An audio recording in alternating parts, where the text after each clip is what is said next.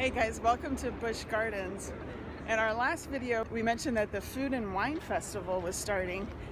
And so we're here for the first day of the Food and Wine Festival. Now, I have not eaten breakfast this morning, so if I get a little hangry in this video, excuse me, we'll be eating food a little bit later. But we should also get a little bit closer to that RMC Gwazi project so we can get a little bit closer look, because a lot of the food tents are in that Gwazi park. Let's eat some food, let's ride some rides, let's go to Busch Gardens. There's a display for the Food and Wine Festival. This is where you can get your booklets and find out what you want to eat. Then just around the corner, there's a photo opportunity.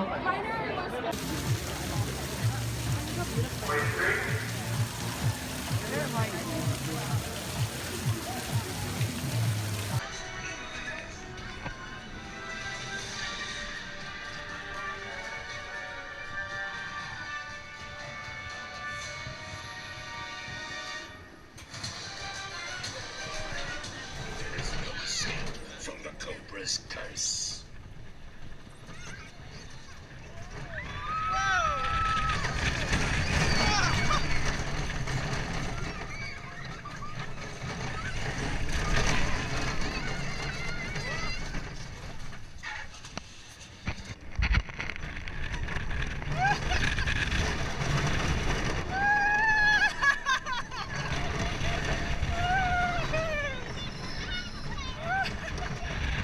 As always, number one theme park tip for me is to get here early. It's only like 10:20. The park has been open 20 minutes. We've ridden Montu and Cobra's Curse. Maybe there's video of it. I don't know. It's pretty shaky. But definitely get to the theme parks early. This is a map along the walkway on our way to Pantopia. You can see that they have a little sticker, coming 2020, RMC Gwazi. No line for Scorpion. Let's go ride it. Just kidding, that ride isn't open till 11 and we got food to eat, so let's keep pushing on. I'm a huge wimp, so this is more my speed. The Wild Surge in Tangala is actually pretty fun. So something kind of interesting to note, we got here at 10 o'clock when the park opened, and a lot of the rides don't open till 11. So my earlier advice about getting here early, maybe you can ride a few rides, but not everything is open. This is a really cool viewing area for the tigers. You climb up this little ladder, and one of the tigers is right by it.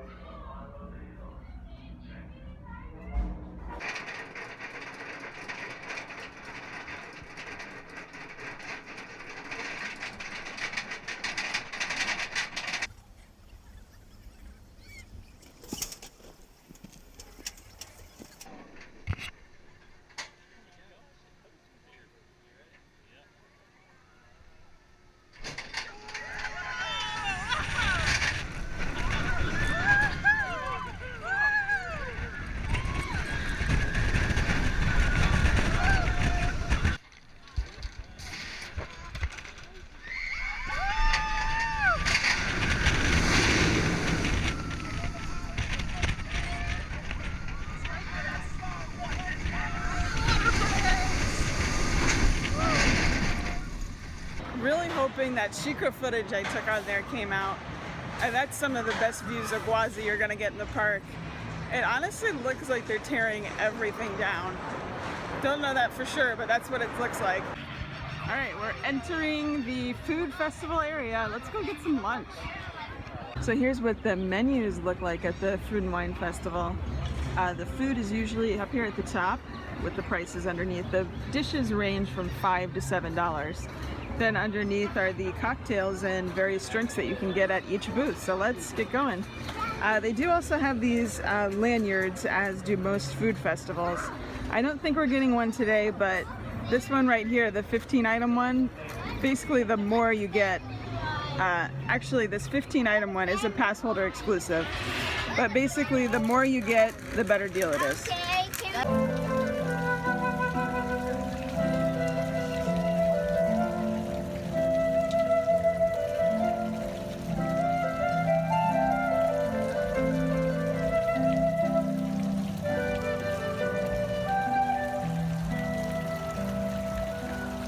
They also have concerts as part of this food and wine festival. Today, Daughtry's gonna be here, but there's some good names coming up later this year. They also do have topiaries as part of this food and wine festival. These are some paparazzi greeting us, I guess. So this is from the Nola Eats booth. This is the grilled oysters topped with cream spinach and dewy sausage and toasted garlic panko. I guess I didn't expect them to be in the actual shells like they are, so that's really, really cool.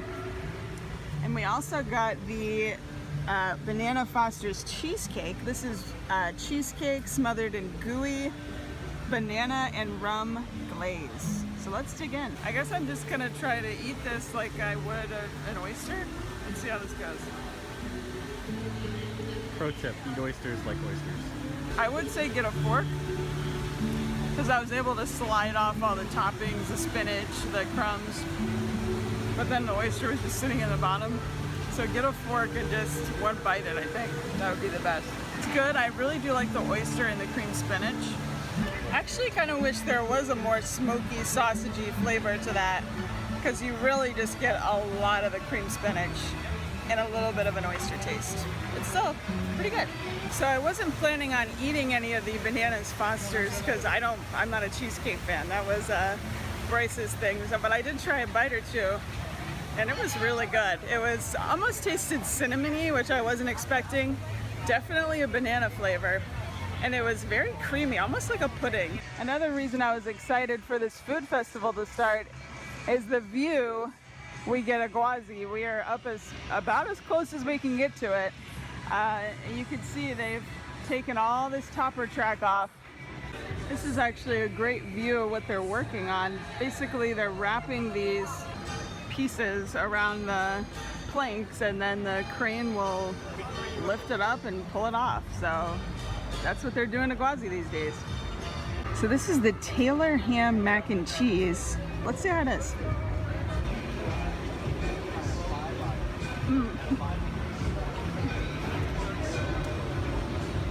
That exceeds my expectations. I saw just a regular scoop of mac and cheese, sprinkle some ham on top, and I'm like, okay, well, I could probably make this at home. That is amazing.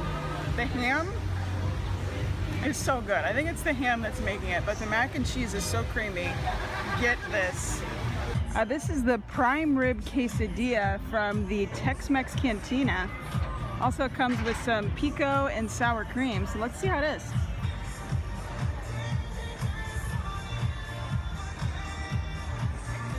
The meat is so tender. Tastes a lot like roast beefy, if that makes sense, but very tender. The cheese is great on it. And this one's great for sharing because there's 2 pieces, so if you're with another person, you each get your own piece. Here's a sculpture they have by one of the bars, which is right to the left of the stage. It's a peacock made out of all these utensils. You can see that they're already selling out of some of the pins, especially the special edition ones, like this one with the 60th logo is already out of stock. Busch Gardens has their own 60th Anniversary Cupcake, and here it is. It looks like a rainbow with a chocolate logo on top. I was talking to an ambassador at the booth where that 60th celebration cupcake was. She told me that the executive chef here at Busch Gardens actually created and designed that cupcake. So the mural we saw before when we were here, the artist is here working on it, putting the finishing touches on it.